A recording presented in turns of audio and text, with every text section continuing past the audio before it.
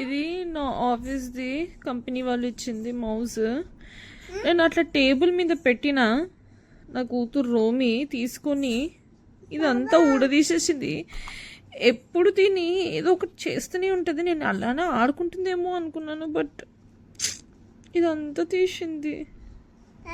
అక్కడ చూడండి, మళ్ళీ పాప పాప అని పిలుస్తుంది. నేను ఏదో ఏడ్చేస్తున్నానని ఆమె అనుకుంటూ. ఎందుకలా చేసినావు? ఎందుకు ఇలాంటి డివైజులన్నీ నోట్లో పెట్టుకుంటున్నావు?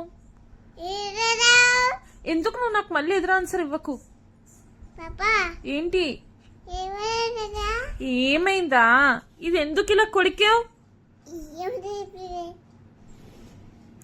ఇప్పుడు ఏమని చెప్పాలి?